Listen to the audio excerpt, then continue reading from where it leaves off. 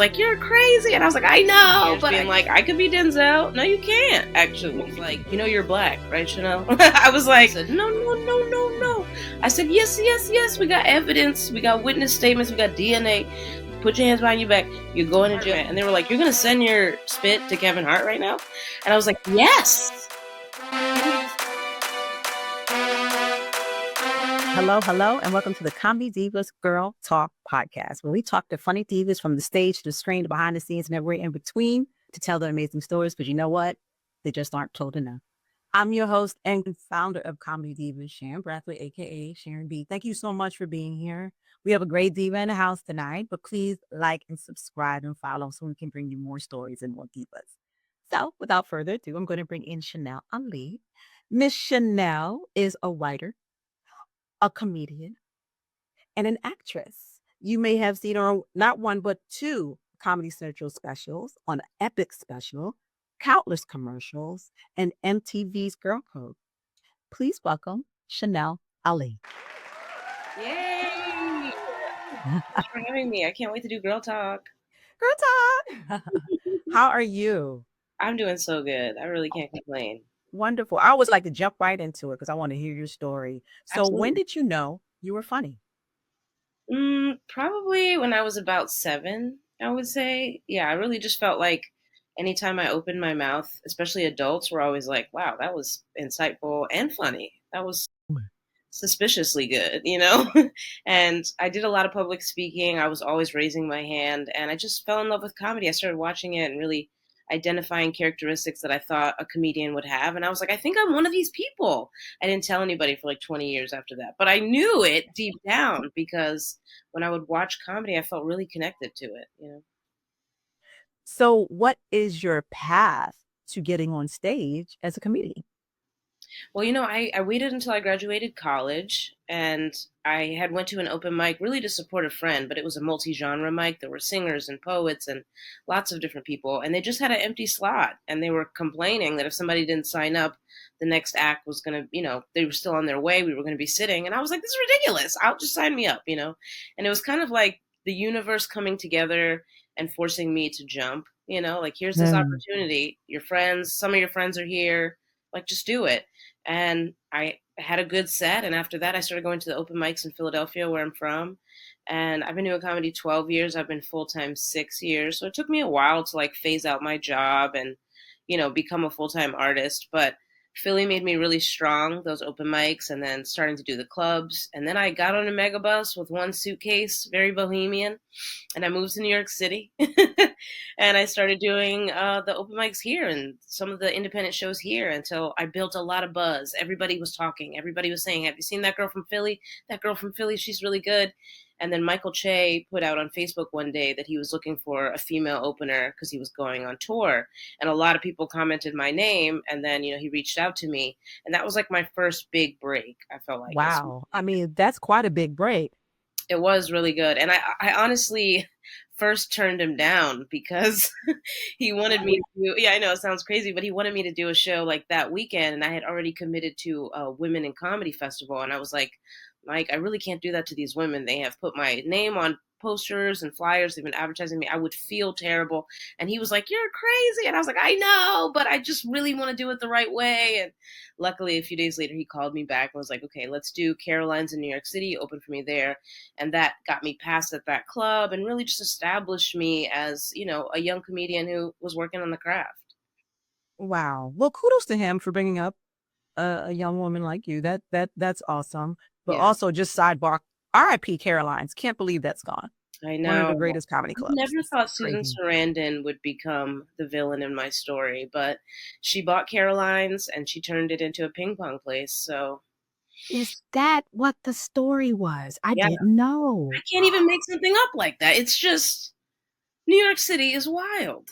Wow. Yeah. That hurts. That hurts even more. Like, wow. Yeah, it's rough. Wow. So let me back you up because everyone has a journey. I know you do have a fascinating history growing up. So can we talk about that? Of course, yeah. Well, I got taken away from my mom when I was 2, and my mom is like half white, half Indian. and I never knew my dad. So after I got taken away from her, I moved around a lot. I was in foster care. I lived with like distant relatives. I moved to Alaska at one point. Like, I just, Alaska. yeah, I had an uncle who Wow. was active duty military, and he was stationed in Alaska, and he was like, "You can come live with me." And I was, like 8. I didn't know what Alaska was. So I was just like, let's go. And then I got there. I was like, oh, Alaska. Yeah. Yeah. Okay. I do remember talking about that in school. Okay. So yeah, I moved around a lot and I didn't have a lot of stability. And I went to college. I went to Temple in Philly. And right around the time that I got accepted into Temple, I actually got a court ordered paternity test with my dad. And I met my dad for the first time. And, you know, Wow. I tried to establish this relationship. My dad is a cop. And so it was like I went from being like a foster kid to a cop's daughter. And that's like just a very different world. And, when I was going through college, I was growing and becoming an adult and exploring art. And I just felt like our relationship was weird. And then as I became a comedian, I booked a commercial with 23andMe where they tested my DNA and they told me about a brother that I didn't know that I had. Oh And so my goodness. out to this brother on 23andMe, and he was like, "Yeah, my mom is white. I never knew my dad." And I was like, "Holy shit, we have the same dad." And so I hit up my cop dad and I said, "Hey, guess what you did?" And he said, "No, no, no, no, no." I said, "Yes, yes, yes. We got evidence. We got witness statements. We got DNA. Put your hands behind your back. You're going to jail." And he said, "No, no, no." And I said, "Ooh, ooh, ooh, ooh, ooh. I'm going to tell everybody." And so I wrote a one-woman show about all of this, and it's called Relative Wow. Stranger. I've been touring it for the last year. I took it to Edinburgh in Scotland. I recently came back from a tour in Australia with it. I've done a couple iterations in New York, and I'm going to do an off-Broadway run in September at the Soho Theater. So it's become, one of those stories where as you start to grow in your career, you start auditioning and writing pilots and movies and making up characters and making up scenarios and trying to make them funny and real. And that's all well and good. But I definitely got to a point in my career when I realized that my story is more interesting than most stories I've ever heard. And Exactly. myself, the protagonist, me, is unlike any character I've ever like. Nobody has the balls to call their cop dad and tell him about himself. You know what I mean? So it's become like my masterpiece, I would say. And Sarah Cooper recently signed on and is producing that off Broadway run. So she actually, really sponsored that whole movement. And it's just it's a very healing show and it's a triumphant story. And really, at its core, it's a love letter to little Chanel. I'm constantly telling little Chanel, look what you overcame. This is amazing. And now you're just silly. And now you just make money and travel the world helping people laugh and maybe heal from the things. Like, I'm really proud of you. And I'm really proud of this piece of art. Chanel, you just said so much in like 2 minutes. It's I know, right? wild. So I've been let's pitching this dissect show all for of a long this. time. So first of all, Sarah Cooper, shout out to her. She really, really blew up during the pandemic. Yeah. And her comedy is just so raw and hilarious and clever. Yeah, So she cracks and me shout up. out to her for another person, another black woman giving a leg up. Absolutely. And That's it's so awesome. one of those parts of the entertainment business that I think a lot more, in my experience, white comedians network in that way more smoothly or more seamlessly. They consider it a lot earlier. Let me find an investor. Let me find an executive producer. And I really hope to like change that mold a little bit, especially for Black lady entertainers, so that we don't always feel like we have to do everything ourselves. We don't have to Yes. guerrilla everything. And it's like, in the Yes. beginning, I did have to do it. But once I had the thing ready to go, I started to set some meetings and let people know, like, I'm going to do this regardless. You should get in on it because it's going to sell. You should get in on this. It's And just like gonna speaking that sell. power is so powerful. It's like it shifts the whole universe. And everybody's story is different. Everybody's journey is different. So I commend you for taking a leap and being so raw and showing the world your story because you're going to encourage Yeah. so many people who have been through the system, who may feel lost, who may feel they don't have an out, who may feel no one hears them. So Right. kudos to you for that. And I'm looking forward to it. It's going to be amazing. I can't wait for you to see it. You make me think of Kevin Hart in so many ways. One, he's your Philly brother, Yeah. but it's like literally laugh at my pain, Hmm. literally. Yeah. And have you worked with him? Have you met him? I have worked with him. Actually, the commercial that I booked where they tested my DNA, I was booked through Kevin Hart's production team. Oh, really? Yeah, so when they sent me the tube saying, "Will you spit in this tube?" My friend was sitting here, like right here in my apartment, and they were like, "You're gonna send your spit to Kevin Hart right now?" And I was like, "Yes." And he was like, "That are you? Does that sound like the envelope just has a LA address? You don't even know where it's going?" I was like, "What's the worst that can happen? Is he gonna clone me? He can have me. It's fine, you know. It's just a good price at least, you know." So yeah, I have worked with him a few times, and I hope that his production team is gonna really dive in and help me even more with the show. And be responsible with your DNA, you know. Right? Please, please. That's a wild story. Like Yeah. that's such a wild story. You know, So I also always say about the show and like laughing from pain and healing from pain is that it's not we're not a combination of our traumas. I always say that. Like I don't think of myself as like a foster kid who went through blah blah blah and blah blah blah. I think of myself as every day after those things. I'm um, like a culmination of all of those days where I decided after that I was going to put my shoes on and do something with my life and like just go outside and maybe try not to make the world worse in some way. I think that is the story that I'm always trying to reinforce, that we're those days after. That's where we really shine, and that's where we show what our true colors are. for sure, for sure. And what's also fascinating is that you moved from Philly to New York, Yeah, and which they're similar in some ways, but not. But you kind of hit the ground running, right? Like absolutely. that's not easy. That's a really really hard road. So what Yeah. was that like? And your first time on stage, did it feel natural? Did you feel scared? Yeah. Oh, I was so scared. I remember the first time I was walking to the stage, the only thing I kept saying in my head was, move your left foot, move your right foot, move your left foot, move your right foot, like to will myself just to get up there. I wasn't even thinking about what I was going to say, if it was going to be good. I was like, you just have to move your body when they say your name. Once we get there, who knows? We'll figure it out. And so I finally got up there, and it was like once I got underneath the light for the first time, I was like, "Oh, this is home. Did you This is hear? right where I'm supposed Oh, to be." did you Yes, hear that? Yeah. absolutely. I was like, "This is right where I'm supposed to be." Hmm. I understand this timing and this flow, this feedback that I'm getting. This is something I think a lot of things in my life have prepared me for. This is Um, something real. It's something real I have a connection with. But when I first moved to New York, I did it so guerrilla. I moved into an Airbnb. I paid it up for a couple weeks, and I hustled because I only paid it for like a week. But when I got there, this was early in Airbnb days, so I negotiated with the lady. I said, "Let me pay you cash to stay longer, and you don't tell Airbnb, so you don't have to pay the tax." She was like, "This is amazing.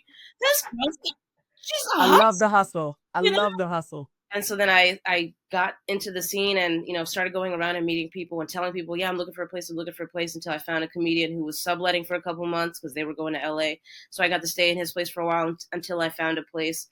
But yeah, I made with sticky notes on my floor, I just every day wrote every open mic that there was, and I went to them, and then I came back, and if I thought it was a good mic, then I left that sticky note on the floor, and if I thought it was a bad mic, a place where I couldn't really work on the art, then I took it off until eventually I had Monday, Tuesday, Wednesday, Thursday, places that I thought were viable. And I just worked my ass off until everybody was talking about me. Everybody was saying, have you seen this girl? And when Michael Che was asking everybody, like, hey, who should I have? I didn't even see that conversation happen because I was Wow. so busy. I You was were like, putting in the work, Chanel. You were putting absolutely. in the work and you had a game plan, you Yes, and know? there were a lot of moments where I like lost my job, I got laid off, I couldn't apply for unemployment because I had been an independent contractor. I went on Craigslist and found this black lady who owned a newspaper in Brooklyn called the Brooklyn Reader. I just wrote her and was like, "You should let me work for you. I am really smart and I'm a good writer." And I convinced this lady to create a job for me at her newspaper. So I just hustled and hustled and hustled until the phone started to ring more, the emails started to come more, and then I could phase out jobs and just focus on the art. And something else that just wanted to touch on as well is you coming to really realization later on of your ethnicity, all the things Right. you had a Yeah. funny story about your grandmother. Yeah. So can you talk a little bit about that? Sure. Yeah. So I was in foster care, and I come from a multiracial family, but growing up, we never really talked about that. Anytime I was with them and we had visitation. Nobody ever was like, you're black, right, Chanel? I was like, I know I'm black. You guys are probably some form of black. I don't know. I can't really tell. Everybody's a different color. But my grandmother came to visit me once, and the next day I went to school, and this girl walked up to me and was like, what were you doing with that white lady in Target? And I was like, what? I was not with some white lady. I would never, that doesn't even sound like me. You know what I mean? And that's when I realized, like, oh, well, people perceive her as white. And then I was like, why do they do that? Oh, I guess it's because her skin is white. And then I was like, her skin is white? Well, I guess her skin is white. And it just was this incredible moment where I walked up to her and was like, are you a white lady? Because people are saying that. They're looking at you and they're seeing a white lady, and now I'm starting to see it too. And she was like, yeah, I am a white lady. And I was like, what? This is crazy, because in my mind her name was grandma, you know what I'm saying? Like, her ethnicity was irrelevant. But it made me that much more curious about my backup, or my how I'm built. You know what I mean? And now I know a lot, that I'm a quarter Jewish Italian, I'm a quarter Indian, and I'm half Nigerian. Wow, you got it all. Yeah, You are a melting pot. I can get on a lot of comedy shows with this background. You know what I mean? Brown show, I'm in there. You got Italian, it. All Jewish, of it. in All there. of it. Black, boom. I'm very bookable. Work it. Now you worked on Girl Code. That must have been really huge for you at the time of becoming comic. So how did you get Girl Code, and what was that like? Okay, so when I had all those sticky notes on the floor, I had a couple of shows that I used to like to go to. They were small little cafe shows. One was like at a bookstore slash cafe, and I went there one night and it was terrible. 12 people in the whole store. Nobody's listening. They're making a loud espresso. Too much coffee making at a comedy show.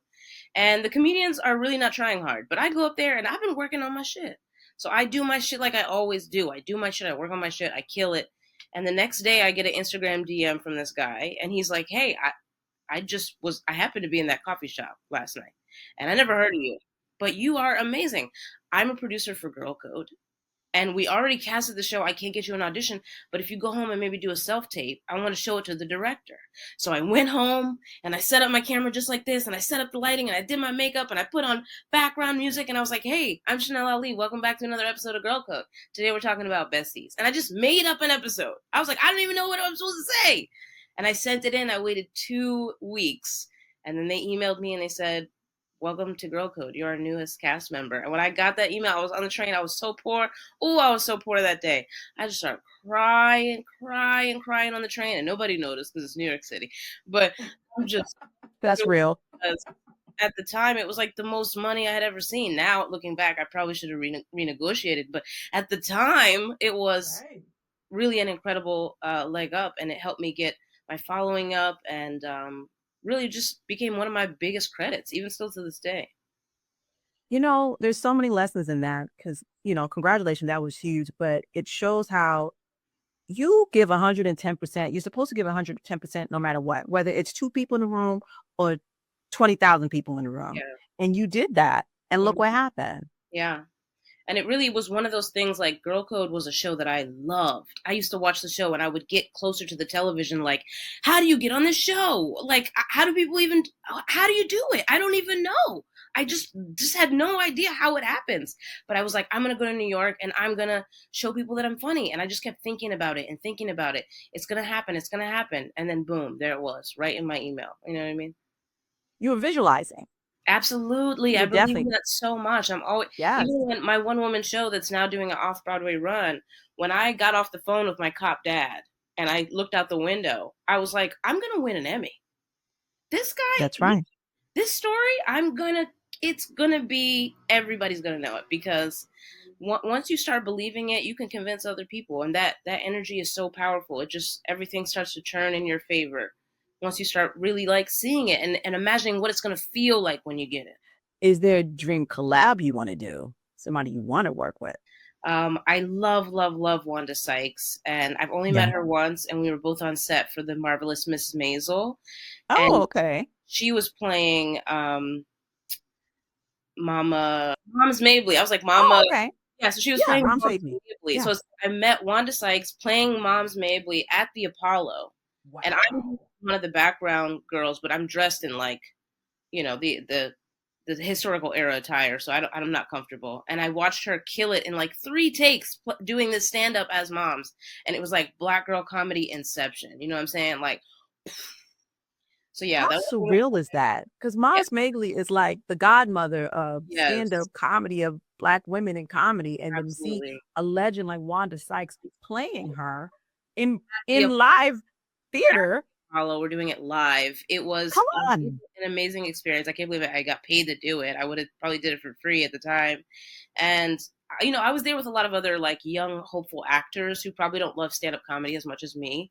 So I'm like Mm. on the verge of tears watching this happen because I understand the layers of black excellence and just female rage that it took for us to even tell this story and for moms to even exist.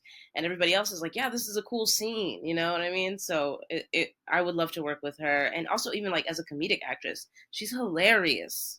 I would love to just write a movie, just me and her. We could be cops. I don't even care. I don't There even you care. go. You know? Listen, you spoke so many things into fruition. Let's do it. I You and know, Wanda. right? I That's can do it right. all. Let's make it happen. And you've done 2 Comedy Central specials. Can we talk about that? Yeah. One I think was like part of a new like female led initiative to just have an all female group of featured comedians on Comedy Central, and another one was just I think it was like part of a campaign with something else. But they were both shot in New York City. One is like 8 minutes, one is 12 minutes. And that they told me both times I could only do eight. But on the second one, I was like, no. And if you watch that second one, you can see at 8 minutes they give me the light, and I go, thank you. Keep going. And then at 10 minutes, they give me a light again. I say, fuck you. And I keep going and I keep going. And then at 12 minutes, I wrap it up. And, they could have edited it, but they put that whole 12 minutes up. And I think Because that's, it was good. yeah. And I Yeah. think that's also an important lesson as a female entertainer that sometimes you have to trust yourself, and lean in. And I didn't want to do another 8 minutes. I felt like I was beyond that. And that helped me get my hour special because I was one Um, of the only women in that category that did a longer set, and so they knew, oh, clearly she has a lot of material. She's not sparing any jokes. So then I booked that hour special like within a year of that second comedy special coming out. Something else you mentioned too, that you do a lot of commercials, which is really cool. And some people don't really understand how much commercials can pay and help you, fund your career. Absolutely. And I Mhm. think it's not as easy as people think for comedians to transition into acting.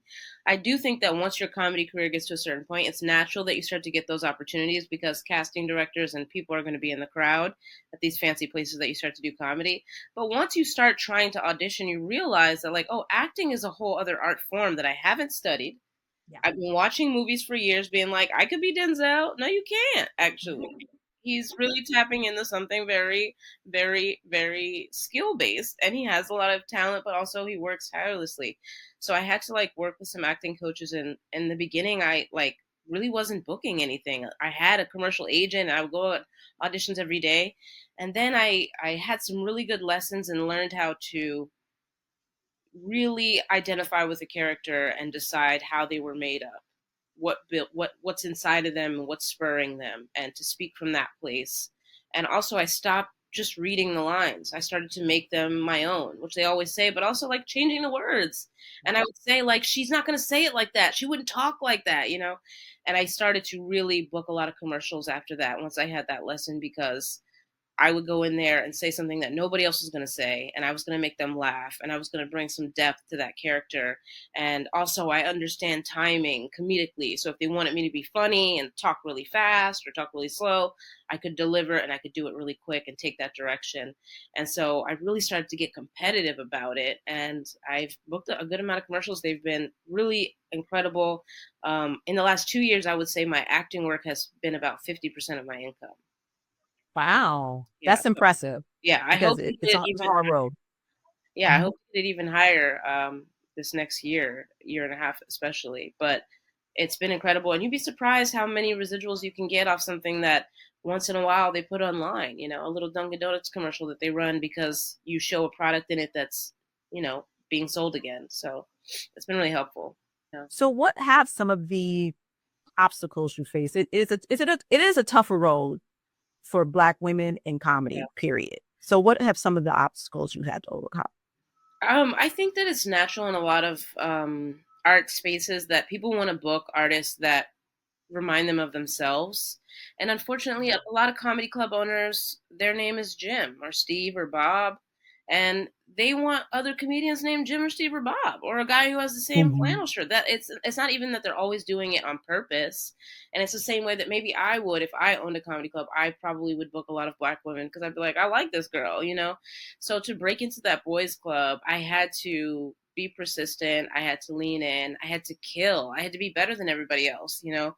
I remember at the open mics in Philadelphia where I started, people would say, "Oh, I get intimidated when Chanel Ali walks in because I know she's going to crush and have some new material." And that was never my Mm. intention to scare anyone. But I was really happy that I did because, you know, I wanted them to feel like, you know, that I'm really good at this. So stop acting like Jim and Bob and Steve deserve top billing all the time when they can't even follow me. You know what I'm saying? Mm-hmm. So I deal with a lot of that. Also, I think just people, I think culturally, we love to tell women that they're not funny. You know, everybody's uncle has said it at one point. Yeah. And I I've been really lucky in that even if you go look at my Comedy Central sets on YouTube, most of my comments are like 98% positive, and I can't even tell you how that really happens except for people recognizing that I'm good at comedy. But every once in a while you do have somebody that cuts through the noise and will send you some random message and say something really crazy and hurtful and specific, and you're like, how does he know? You know what I mean? So and then also, like, I lost friends during the comedy grind because they would, you know, want to Mm. go out for a drink at 8 p.m. on a Thursday, and I can't because my job is at night now. And so I'm Right. happy that your kid is having a birthday party, but I can't come because my job requires me to be sometimes even on call. And it's one of those things where it's like you have to let go of those people in your life sometimes so that you make room for the people who are going to understand and support you and be in your corner. So yeah, it's been not an easy route, but it has been incredibly rewarding. And I always say life is short, but it's also long. And Uh-huh. one of my greatest fears was not to try comedy. My greatest fear was that maybe I would lie to myself my whole life and then wake up at 85, you know, Lord willing, and say, oh, I wish I would have told some jokes. Right. I wish I had been a little more silly. You know, it's like, well, let me just do it then. Because, Mm-hmm. who am I hurting by telling jokes and trying to make people laugh? Nobody. So I always try to remind women that, like, if people aren't supporting you when you're trying to be an artist or whatever, remind yourself that you're not hurting anybody by trying to make your art, by trying to survive, you know? That's a great lesson. And I totally agree. There's nothing, more hurtful to yourself than regret. Like, I wish I had, what if, Yeah. just go for it. And you know what? If it doesn't happen, at Yeah. least you tried. You can Yeah. And be I had, happy that I tried. Hmm. yeah. And going back to your family, I mean, it's a fascinating story. Now that you incorporate them into your comedy, what Yeah. has the reaction been? Luckily, I really don't talk about people except people who have passed, like my grandmother and Okay. my mother, because she's very like mentally ill. I don't think has even like been able to comprehend what I'm doing. So I haven't Oh, received wow. much pushback, except I have had maybe one uncle who was like, he said something where he was like, he watched me do an interview and he said, well, I just didn't like it that you said you were an orphan. And I was like, well, I'm not saying that I don't have any family. I'm saying I didn't grow up with a mom and a dad. And if you think I grew up with a mom and a dad, then I'd like you to show me. Because I don't think you Mm. can. I don't think you have any evidence of it. But what I know deep down is that if ever I get to a point in my career where some of my extended family members don't like that I'm sharing the story or reality of my life, it's actually their own internal issue. And their issue is if I'm going to say that I was in foster care and moved around and dealt with all of this, and that you are also my family member, where were you at? And that's the thing I think that internally that they're struggling with and they don't want to reconcile because I'm sure it's going to reflect poorly on them if they have to acknowledge that they weren't around. And you know what? That is not my problem. I already had to raise myself and become a professional clown. I think I've done good. And I'm going to tell my truth. You know, I'm never talking shit about anybody to try to hurt them or expose them. Like, honestly, most of the damning things in my show are about people who have passed on. So I don't feel any qualms about that. Even when it comes to my father, like this is a conversation we had, and I'm explaining it verbatim. I had to tell my cop dad about his brand new son, and he did not Mm. take it well. You know what I'm saying? And that reality is important. It's important that we can discuss it and acknowledge that it happened. And again, kudos to you. What's something special about you too, and why you get so many comments? You have a likability factor, just so you Yeah, know. I You hear that a just, lot. It's you I it do, was you do. I just want to it's tell you that. I Yeah. I want you to know it was never my goal. It was never my goal. And I hear that all the time. They're like, oh, whenever somebody mentions your name, they're like, oh, I love Chanel Ali. And it's like, I think people recognize when you stand on something. And I stand on kindness. I do stand on that. I stand on being a good person and being able to say I did that and I believe it was the right thing to do. And I think people just identify with that. I think also because you have been through so much, you have been through a lot of pain and you don't let it define you. Right. I think that's what's admirable also. Thank Because you. Yeah. so many people sit in it and make Yes. it bitter. You Yes. flipped it and Yeah. found the joy. Yeah. I'm like, I'm inspiring myself. And your name is Chanel Ali. Chanel Is there a Ali. story behind your name? Oh, my grandfather used to give my mother a bottle of Chanel perfume every year for Christmas. I think that was like Oh. the big gift that she would get. And so she fell in love with that. And my mom was like very big into like high fashion and she was a pageant, like a beauty queen. And so Coco Chanel, her real name in real life, that lady, her name is Gabrielle Coco Chanel. And my Mhm. name is Chanel Gabrielle Ali. So I have two of her names, me and this old white lady. That's fascinating. I just have two of her names, yeah. And then Ali is my mom's last name, from her father, who was my grandfather, who was Indian. He immigrated to New York City from India in like 1906 and lived in Harlem. He was a cook, and I'm really, really proud to have his last name and be one of the last kids in his legacy. That's beautiful. Yeah. Have you been able to go back to India at all to trace any of your relatives there? I haven't, but it is high on my list of things that I want to do. And I've met a lot of Southeast Asian comedians who have encouraged me. They're saying, like, there is a scene over here that you can come and tour.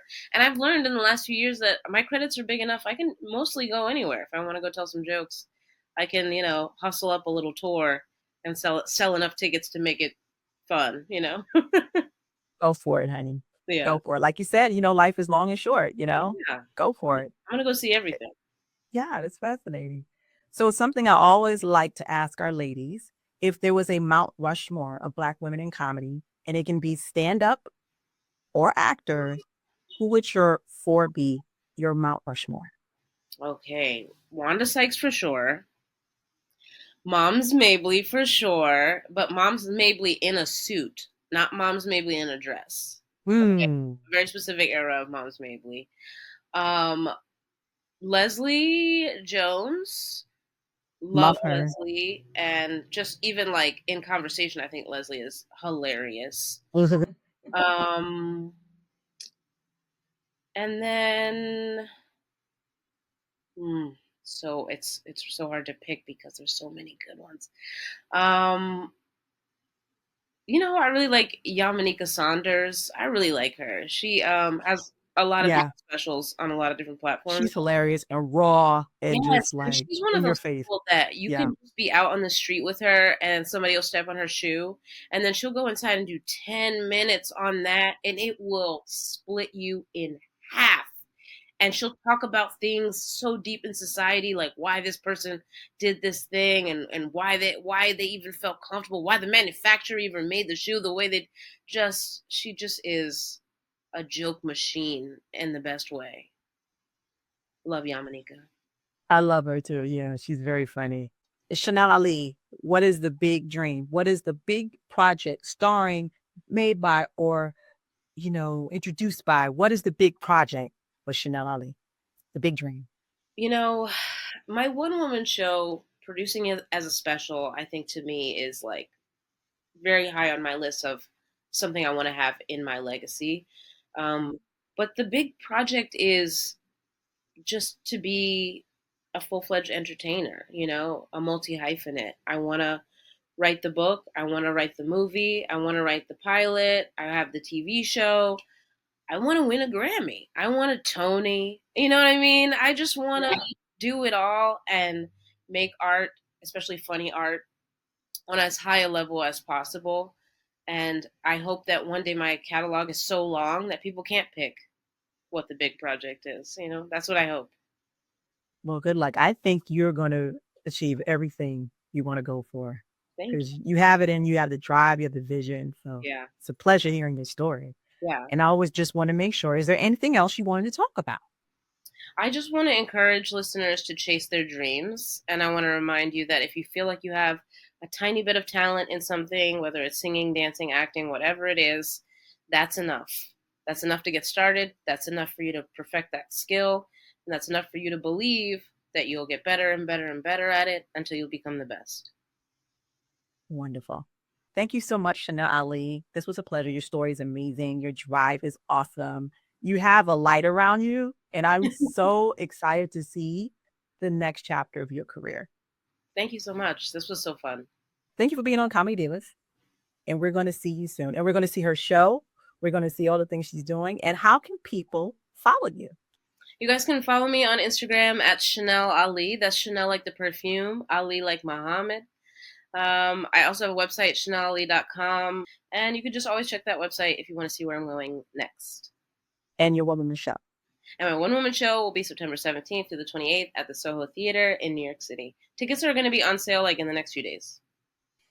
Thank you so much, Chanel. Thank you for being a comedy diva. Thank you for being on this podcast. Thank you for sharing your story. We're so excited to see the next chapter of your life. Thank you so much. Thank Bye. you. Bye.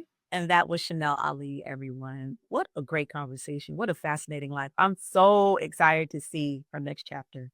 So thank you for joining us. Please don't forget to like and subscribe and follow. Leave comments. Let's see what you have to say, what you want to hear. And thank you for joining us on the Comedy Divas Girl Talk podcast. I'm Sharon B. Bye.